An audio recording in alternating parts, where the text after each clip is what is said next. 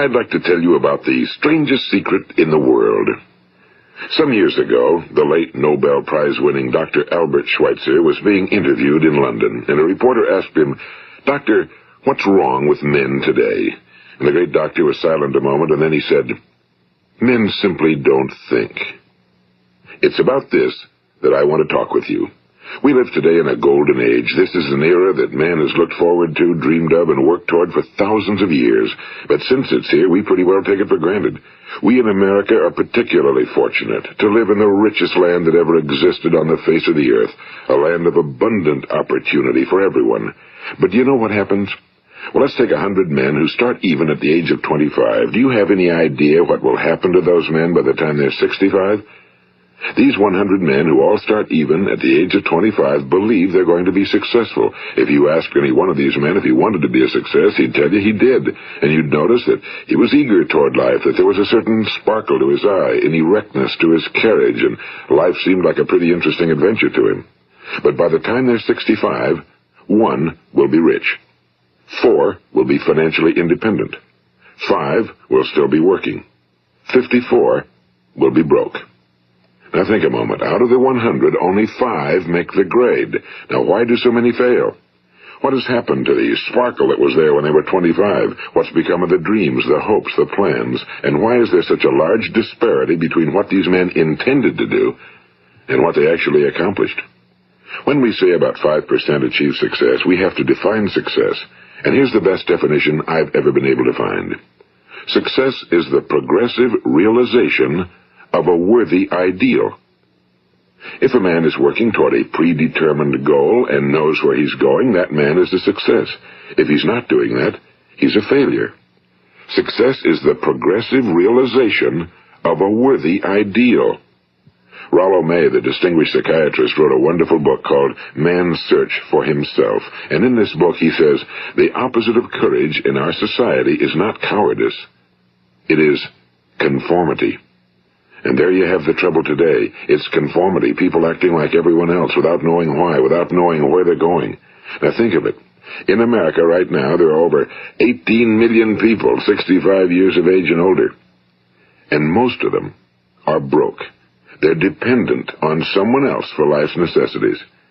Now, we learn to read by the time we're 7. We learn to make a living by the time we're 25. Usually by that time, we're not only making a living, we're supporting a family. And yet, by the time we're 65, we haven't learned how to become financially independent in the richest land that has ever been known. Why? We conform. And the trouble is that we're acting like the wrong percentage group, the 95 who don't succeed. Now, why do these people conform? Well, they really don't know. These people believe that their lives are shaped by circumstances, by things that happen to them, by exterior forces. They're outer-directed people. A survey was made one time that covered a lot of men, working men, and these men were asked, "Why do you work? Why do you get up in the morning?" 19 out of 20 had no idea. If you ask them, they'll say, well, everyone goes to work in the morning, and that's the reason they do it, because everyone else is doing it. Now let's get back to our definition of success. Who succeeds? The only person who succeeds is the person who is progressively realizing a worthy ideal. He's the person who says, I'm going to become this, and then begins to work toward that goal. I'll tell you who the successful people are. A success is the school teacher who's teaching school because that's what he or she wants to do. The success is the woman who's a wife and mother because she wanted to become a wife and mother and is doing a good job of it. The success is the man who runs the corner gas station because that was his dream. That's what he wanted to do. The success is the successful salesman who wants to become a top-notch salesman and grow and build with his organization. A success is anyone who is doing deliberately a predetermined job because that's what he decided to do deliberately. But only 1 out of 20 does that. That's why today there isn't really any competition unless we make it for ourselves. Instead of competing, all we have to do is create. You know, for 20 years, I looked for the key which would determine what would happen to a human being. Was there a key I wanted to know which would make the future a promise that we could foretell to a large extent?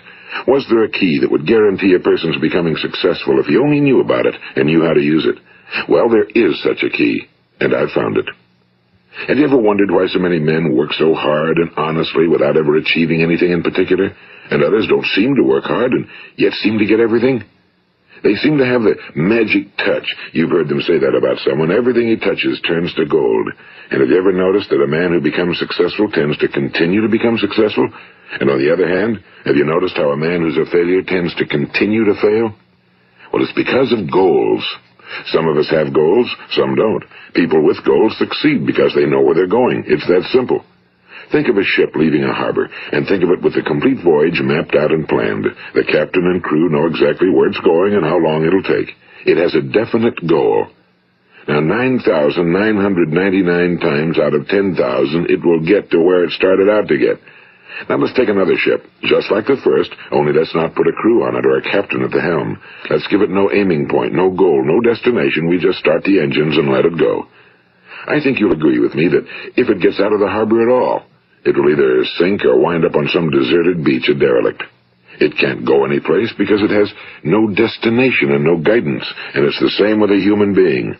Take the salesman, for example. There's no other person in the world today with the future of a good salesman. Selling is the world's highest paid profession, if we're good at it and if we know where we're going. Every company needs top-notch salesmen, and they reward those men. The sky's the limit for them. But how many can you find? Someone once said the human race is fixed, not to prevent the strong from winning, but to prevent the weak from losing. The American economy today can be likened to a convoy in time of war. The entire economy is slowed down to protect its weakest link, just as the convoy had to go at the speed that would permit its slowest vessel to remain in formation. That's why it's so easy to make a living today. It takes no particular brains or talent to make a living and support a family today. So we have a plateau of so-called security, if that's what a person's looking for. But we do have to decide how high above this plateau we want to aim. Now let's get back to the strangest secret in the world, the story that I wanted to tell you today. Why do men with goals succeed in life and men without them fail?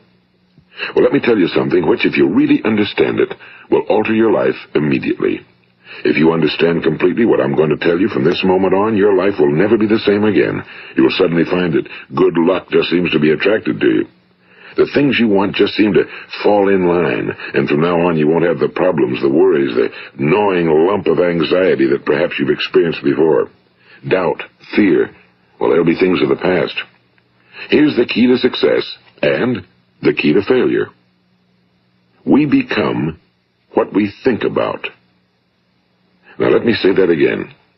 We become what we think about. Throughout all history, the great wise men and teachers, philosophers and prophets have disagreed with one another on many different things. It's only on this one point that they are in complete and unanimous agreement. Listen to what Marcus Aurelius, the great Roman emperor, said. A man's life is what his thoughts make of it. Disraeli said this, everything comes if a man will only wait. I've brought myself by long meditation to the conviction that a human being with a settled purpose must accomplish it, and that nothing can resist a will that will stake even existence for its fulfillment. Ralph Waldo Emerson said this, a man is what he thinks about all day long. William James said, the greatest discovery of my generation is that human beings can alter their lives by altering their attitudes of mind. And he also said, we need only in cold blood act as if the thing in question were real, and it will become infallibly real by growing into such a connection with our life that it will become real. It will become so knit with habit and emotion that our interest in it will be those which characterize belief. And he also said, if you only care enough for a result, you will almost certainly attain it. If you wish to be rich, you will be rich. If you wish to be learned, you will be learned. If you wish to be good, you will be good. Only you must then really wish these things and wish them exclusively, and not wish at the same time 100 other incompatible things just as strongly. In the Bible you read in Mark 9:23, if thou canst believe, all things are possible to him that believeth. My old friend Dr. Norman Vincent Peale put it this way, this is one of the greatest laws in the universe. Fervently do I wish I had discovered it as a very young man. It dawned upon me much later in life, and I found it to be one of the greatest, if not my greatest discovery outside of my relationship to God. The great law, briefly and simply stated, is that if you think in negative terms, you will get negative results. If you think in positive terms, you will achieve positive results. That is the simple fact, he went on to say, which is at the basis of an astonishing law of prosperity and success. In 3 words, believe and succeed. William Shakespeare put it this way: our doubts are traitors and make us lose the good we oft might win by fearing to attempt.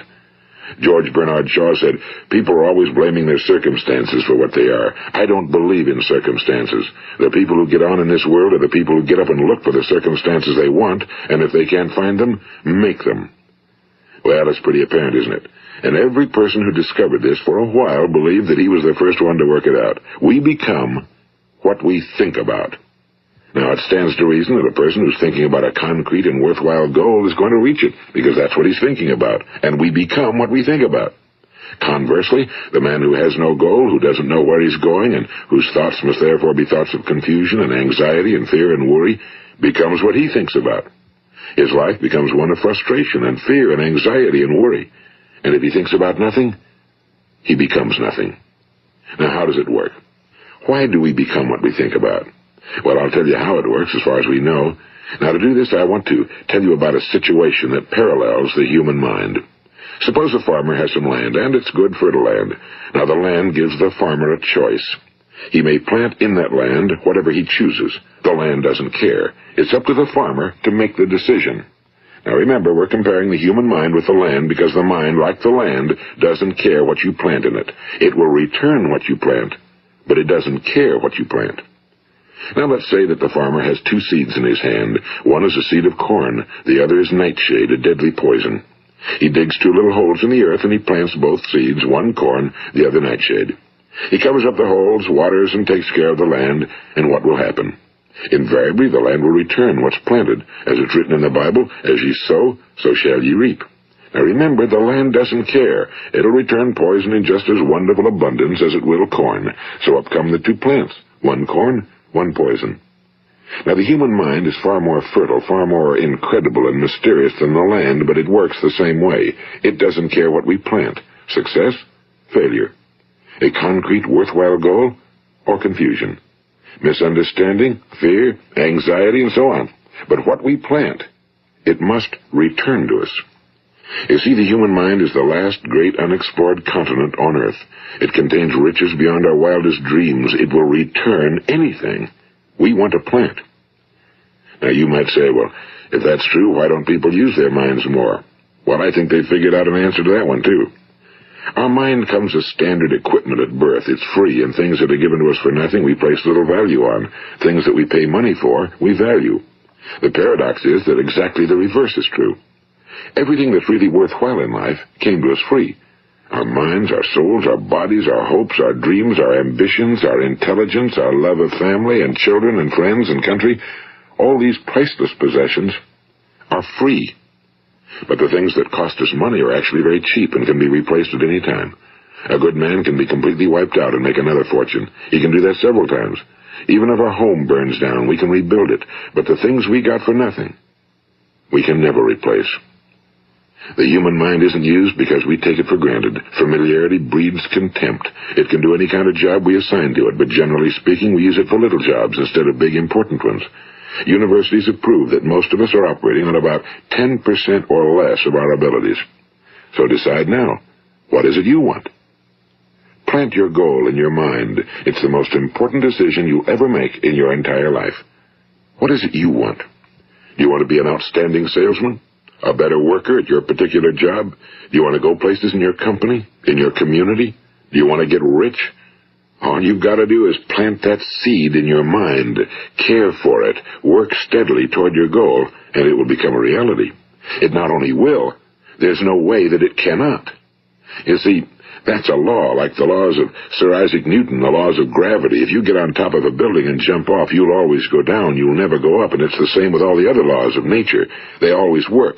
They're inflexible. Think about your goal in a relaxed, positive way. Picture yourself in your mind's eye as having already achieved this goal. See yourself doing the things you will be doing when you've reached your goal.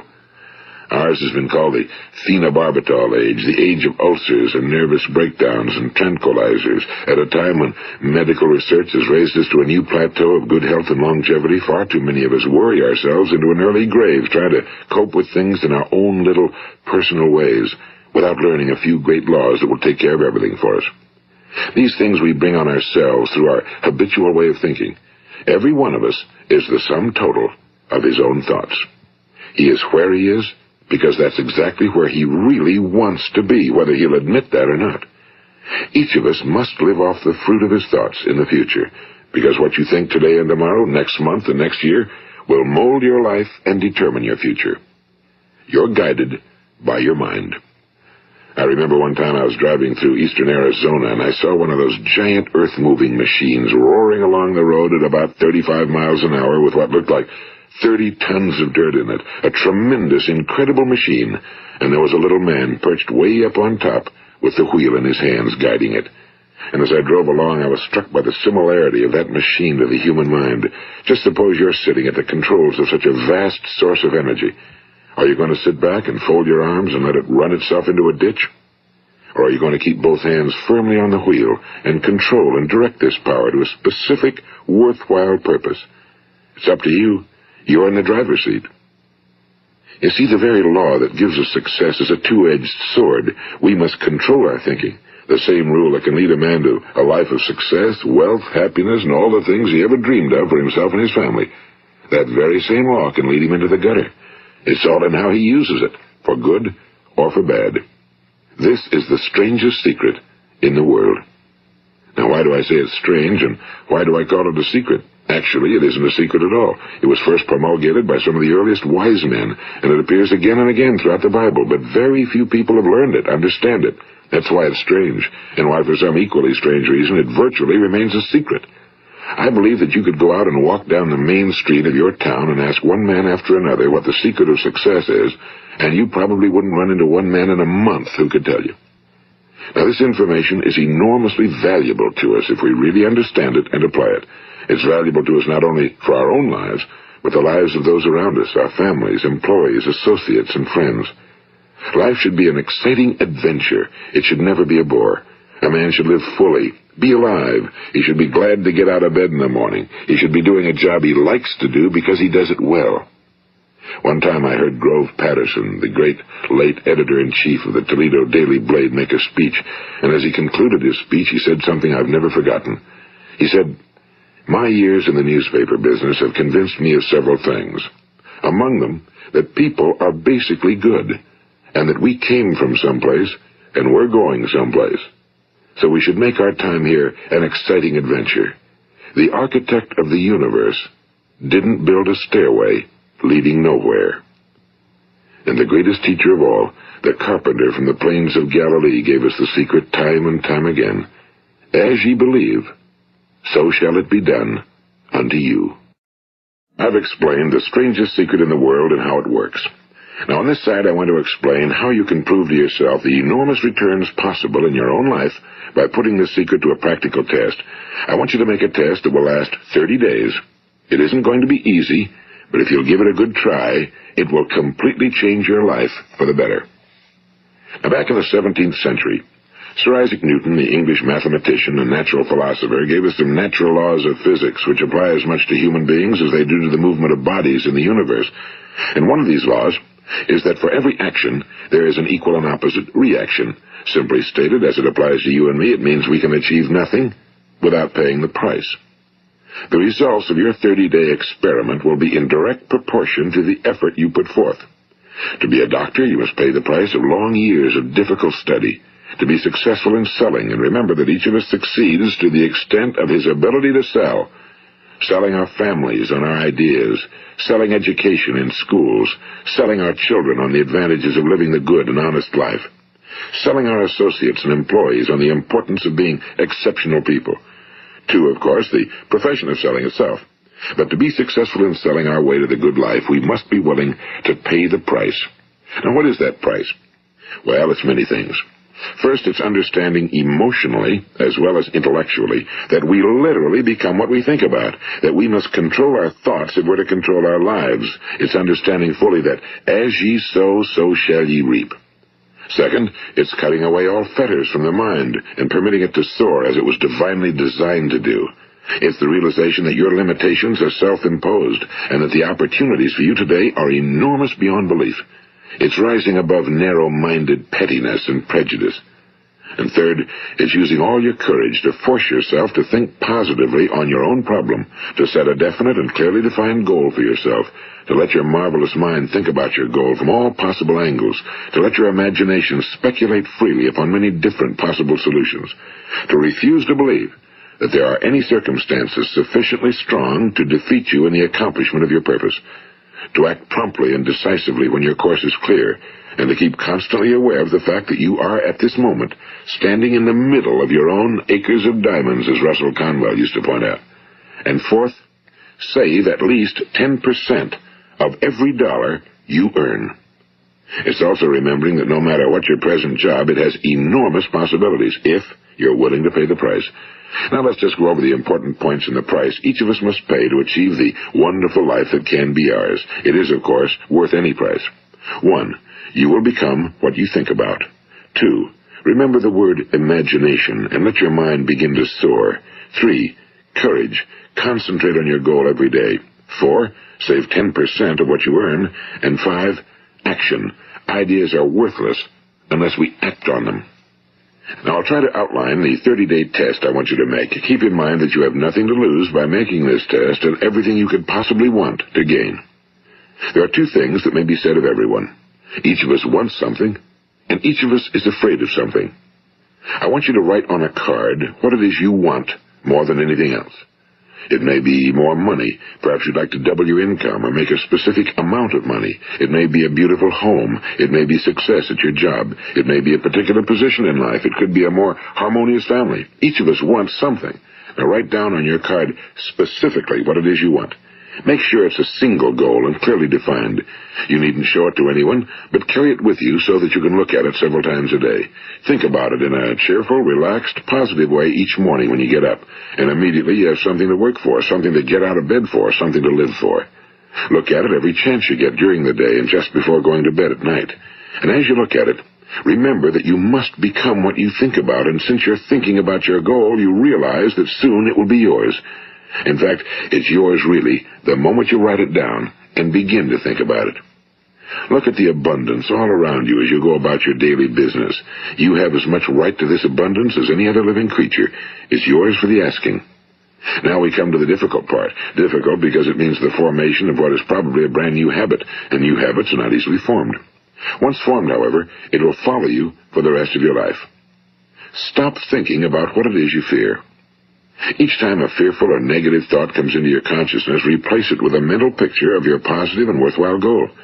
And there'll come times when you'll feel like giving up. It's easier for a human being to think negatively than positively. That's why only 5% are successful.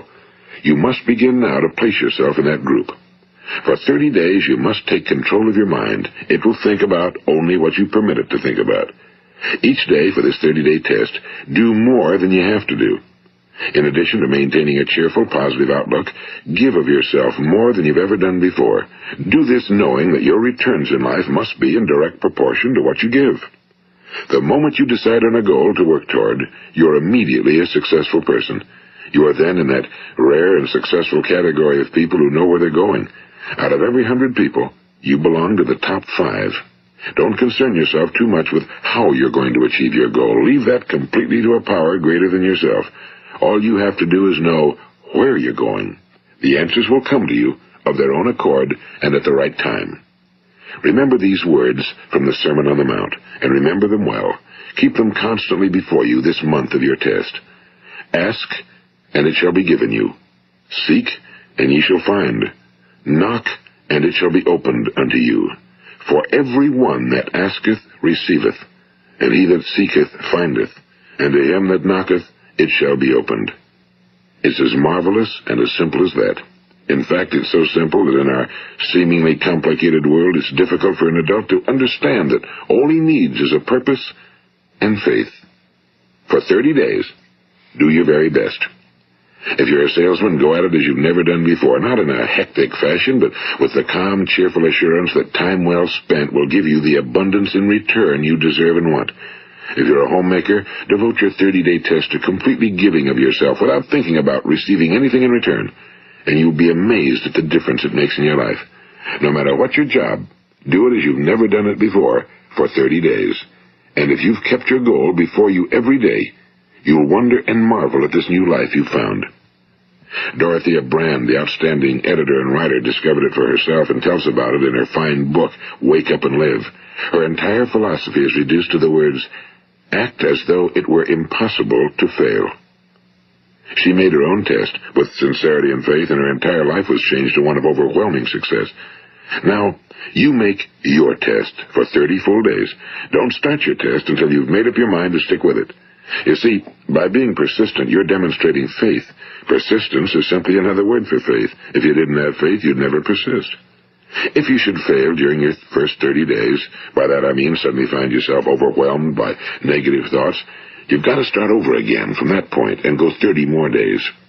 Gradually, your new habit will form until you find yourself one of that wonderful minority to whom virtually nothing is impossible.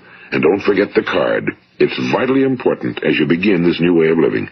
On one side of the card, write your goal, whatever it may be. On the other side, write the words we've quoted from the Sermon on the Mount. Ask, and it shall be given you. Seek, and ye shall find. Knock, and it shall be opened unto you. Nothing great was ever accomplished without inspiration. See that during these crucial first 30 days, your own inspiration is kept at a peak. And above all, don't worry. Worry brings fear, and fear is crippling. The only thing that can cause you to worry during your test is trying to do it all yourself. Know that all you have to do is hold your goal before you. Everything else will take care of itself. Remember also to keep calm and cheerful. Don't let petty things annoy you and get you off course. Now, since making this test is difficult, some will say, why should I bother? Well, look at the alternative. No one wants to be a failure. No one really wants to be a mediocre individual. No one wants a life constantly filled with worry and fear and frustration. Therefore, remember that you must reap that which you sow. If you sow negative thoughts, your life will be filled with negative things.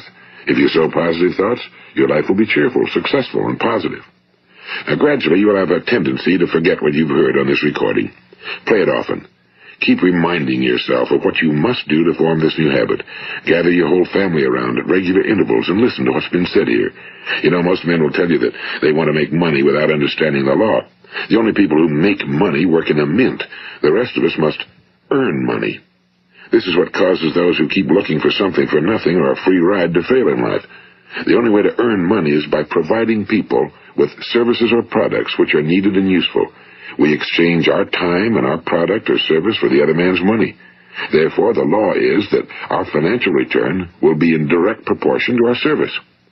Now, success is not the result of making money. Making money is the result of success, and success is in direct proportion to our service. Most people have this law backwards.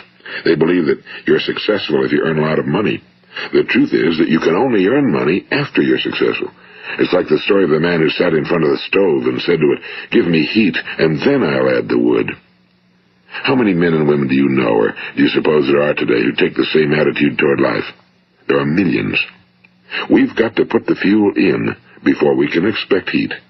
Likewise, we've got to be of service first before we can expect money. Don't concern yourself with the money. Be of service, build, work, dream, create. Do this, and you'll find there's no limit to the prosperity and abundance that will come to you. Prosperity, you know, is founded upon a law of mutual exchange. Any person who contributes to prosperity must prosper in turn himself. Sometimes the return will not come from those you serve, but it must come to you from someplace, because that's the law. For every action, there is an equal and opposite reaction. As you go daily through your 30-day test period, remember that your success will always be measured by the quality and quantity of service you render, and money is a yardstick for measuring this service. No man can get rich himself unless he enriches others. Now, there are no exceptions to a law. You can drive down any street in America and from your car estimate the service that's being rendered by the people living on that street. Had you ever thought of this yardstick before? It's interesting. Some, like ministers and priests and other devoted people, measure their returns in the realm of the spiritual, but again, their returns are equal to their service. Once this law is fully understood, any thinking person can tell his own fortune. If he wants more, he must be of more service to those from whom he receives his return. If he wants less, he has only to reduce his service. This is the price you must pay for what you want. If you believe you can enrich yourself by deluding others, you can end only by deluding yourself. It may take some time, but just as surely as you breathe, you'll get back what you put out. Don't ever make the mistake of thinking you can avert this. It's impossible. The prisons and the streets where the lonely walk are filled with people who tried to make new laws just for themselves. We may avoid the laws of man for a while, but there are greater laws that cannot be broken. An outstanding medical doctor recently pointed out 6 steps that will help you realize success. 1. Set yourself a definite goal. 2. Quit running yourself down. 3. Stop thinking of all the reasons why you cannot be successful and instead think of all the reasons why you can. 4. Trace your attitudes back through your childhood and try to discover where you first got the idea you couldn't be successful, if that's the way you've been thinking. 5. Change the image you have of yourself by writing out a description of the person you would like to be. And 6. Act the part of the successful person you have decided to become. The doctor who wrote those words is a noted West Coast psychiatrist, Dr. David Harold Fink. Do what the experts since the dawn of recorded history have told you you must do. Pay the price by becoming the person you want to become. It's not nearly as difficult as living unsuccessfully. Make your 30-day test, then repeat it again, and each time it will become more a part of you until you'll wonder how you could ever have lived any other way. Live this new way and the floodgates of abundance will open and pour over you more riches than you may have dreamed existed. Money? Yes, lots of it. But what's more important, you'll have peace.